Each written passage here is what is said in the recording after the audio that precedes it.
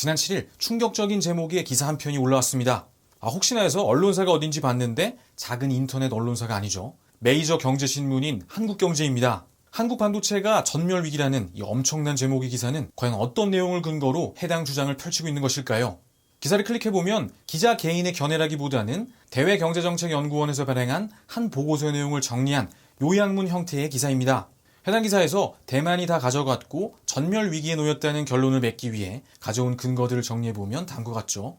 기사의 내용들은 원문 보고서의 내용을 왜곡 없이 정확히 발췌했습니다. 그렇다면 정말 한국 반도체는 대만에게 자리를 빼앗기고 있는 것일까요? 우선 다음과 같은 결론이 참이 되기 위해서는 중간에 몇 가지 전제 역시 참이어야 합니다. 일단은 이 부분이 있죠. 대중국 메모리 반도체 수출액이 194억 달러가 감소한 것을 가지고 이것을 전멸 위기라고 이야기할 수 있어야 하는데 실제로 중국 해관 통계에 따르면 2019년 전년도에 비해 193억 8천만 달러가 하락한 것이 맞죠. 한화로 약 22조, 언뜻 보기에도 엄청난 숫자입니다. 이 숫자만으로도 대번 엄청난 점유율의 폭락이 있을 것이라는 예상이 드는데요. 하지만 중국 시장에서 한국산 메모리의 점유율은 190억여 원이 감소했던 2019년 여전히 47%에 이릅니다. 반면 기사의 제목에서 한국의 반도체를 다 가져갔다는 이 대만의 점유율은 26%, 아세안 국가는 4.82%에 불과하죠. 따라서 감소한 193억 8천만 달러라는 규모는 반도체 시장의 전멸을 이야기하기에는 터무니없이 모자란 하락폭입니다. 오히려 이 이야기들을 통해서 도출해 볼 수 있는 결론은 전체 중국 수출에서 여전히 반도체 의존도가 높다는 정도의 이야기가 되겠죠. 이렇게 사실과 다른 잘못된 결론이 나오는 배경으로 그래프에 대한 오독이 있었을 거라는 추측이 되는데 정말 이렇게 극적으로 표현된 이 주요국의 점유율 변화 그래프를 보고 있으면 정말 대만과 아세안 국가들이 한국을 완벽히 대체한 것처럼 느껴지기도 합니다. 하지만 이 그래프 Y축의 최대값과 최소값 안에 함정이 있죠. 한국이 빼앗긴 3.5%의 점유율과 아세안 국가가 새로 얻게 된 2.5%의 점유율은 기사의 제목처럼 한국 반도체의 전멸이라는 결론을 짓기에 턱없이 작은 수치입니다. 그리고 더욱 중요한 것은 이렇게 변화하는 수치들을 설명할 수 있는 조금 더 명확한 이유들이 있다는 것인데요. 한국이 빼앗긴 3.5%의 점유율, 그리고 아세안, 대만 기업들이 거둔 이 점유율 향상을 설명하는 중요한 이유, 바로 IT 기업들의 생산 거점의 변화죠. 이 한국의 대중무역 수출에서 큰 비중을 차지하는 것이 제중 한국 기업의 수입입니다. 예를 들면 이 중국에 있는 삼성전자 공장에서 스마트폰 제조를 위해 메모리 반도체가 필요하면 한국에 있는 평택 공장에서 생산한 메모리를 가져다 쓸 수 있겠죠. 이때 이렇게 한국의 기업이 중국 공장에서 쓸 부품을 한국에서 직접 조달하게 되면 이 역시 대중 수출 규모에 포함됩니다. 제중 한국 IT 기업에 의한 대중국 수출은 전체 중국 수출의 핵심적인 부분이 되어왔죠. 이러한 제중 한국 기업에 의한 대중 수출 유발 규모는 2014년 이후로 800억 달러 수준에서 정체 상태에 놓여 있는데요. 그리고 2018년도에 주목해볼 부분이 대중국 수출 유발에 큰 역할을 하는 삼성전자의 생산 거점 변화입니다.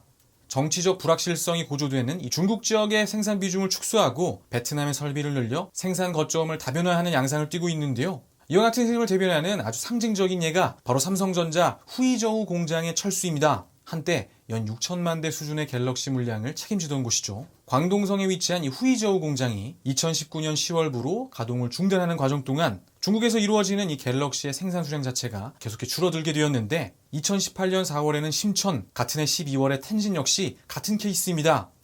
이와 같은 흐름은 비단 삼성전자뿐이 아닌데요. LG, 현대차, SK, 효성을 비롯한 한국 주요 기업들의 신생산 거점 마련을 위한 탈중국 러시가 다시 한번 이어지면서 자연스럽게 대중 수출 규모가 함께 줄어들고 있는 것이죠. 같은 관점에서 대만, 아세안 국가들의 중국 시장에서의 점유율 약진도 함께 설명해 볼 수 있는데요.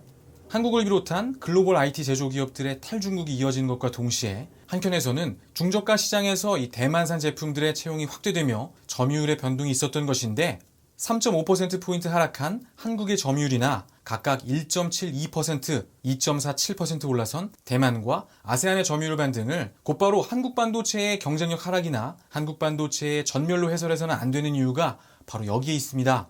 중국을 떠나 새로운 생산 거점으로 향하고 있는 글로벌 기업들의 전략, 그리고 이러한 흐름은 미중 무역 갈등이라는 불확실성 앞에 글로벌 IT 기업들의 더욱 확고한 방향성이 되어가고 있습니다. 그리고 또 한 가지, 우리가 인도, 중국에 이은 새로운 생산 거점을 건설하며 반드시 잊지 말아야 할 중요한 이야기가 있는데요. 중국 의존도를 낮추고 이와 동시에 이 동남아 신흥시장을 개척하기 위한 교두보 마련이라는 이 두 가지 목표를 모두 쫓을 수 있는 이 베트남 지역으로의 진출은 IT 기업뿐만 아니라 새로운 기회를 노리는 모든 한국 기업들에게 매력적인 카드가 되겠죠. 하지만 이 전략을 진행하는 우리 기업들이 몇 번이고 다시 한번 복귀해봐야 하는 이야기가 있습니다. 지난 몇십 년간 중국에서 일어났던 이야기들, 그리고 그들의 전략이 결국 어떤 결과를 낳았냐는 것이죠. 정부 차원의 친기업 정책을 통해 한국 기업들의 투자를 유도하고 이후 각 기업들의 인프라 구축이 완료되어 시장이 본격적인 개화를 이루게 되면 자국 기업들의 진출을 유도하는 전략. 저는 여기에 탕란 전략이라는 이름을 붙여볼까 하는데요. 엄청난 투자 후에 캐시카우로 자리 잡아야 할 해당 투자의 과실을 우리 기업들은 그들에게 고스란히 빼앗기고 말았습니다. 지난 10여 년간 중국에서 벌어졌던 이야기들을 떠올리며 우리 기업들이 몇 번이고 고민하고 또 고민해야 할 아주 의미 있는 이야기가 되겠죠. 베트남의 경우 아직은 이 중국만큼 표면적으로는 야망을 드러내고 있지는 않지만 기본적으로 베트남 역시 마찬가지로 지분 구조를 제한한 합작법인 형태로 투자를 유도하는 것은 물론이고 현재 베트남에서 진행되고 있는 일련의 이야기들의 그 면면을 살펴보면 중국이 한창 외국 기업들의 투자 유치에 공을 그리던 시기의 모습과 매우 닮아 있는 것을 발견할 수 있죠. 다음과 같은 단어들로 정리해보면 이 일련의 이야기들이 조금 더 쉽게 머릿속에 들어오는데요.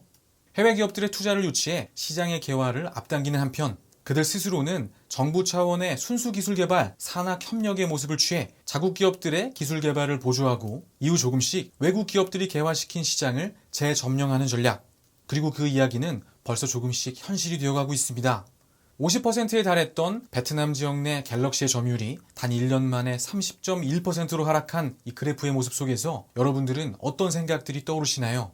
다시 또 되풀이되어서는 안 되는 이야기, 한국 전멸 위기라는 자극적인 제목보다 오늘 우리가 두 눈을 부릅뜨고 몇 번이고 다시 살펴야 할 이야기가 바로 이 지점에 놓여 있습니다.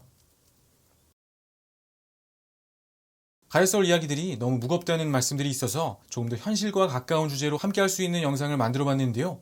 물론 그렇다고 가볍게만 나누고 말 이야기는 아니죠. 우리 기업들이 생산 거점을 마련한 이 국가들의 정부가 펼치는 이른바 탕란 전략에 대응해 나가는 기업들의 이야기에 포커스를 맞춰보면 우리나라 기업들의 생산 거점 다변화 전략의 성과를 가늠해볼 수 있겠고 또한 수출 지표의 오독으로 엉뚱한 결론을 맺게 되는 잘못된 기사들을 걸러낼 수 있는 의미 있는 이야기가 될 거라고 생각합니다. 올 하반기 반도체 업계, 한국 IT 업계에 계속해 희망적인 소식들만 이어지길 빌며 오늘 시간 마치도록 하겠습니다. 오늘 함께 해주셔서 감사합니다. 행복한 밤 보내십시오.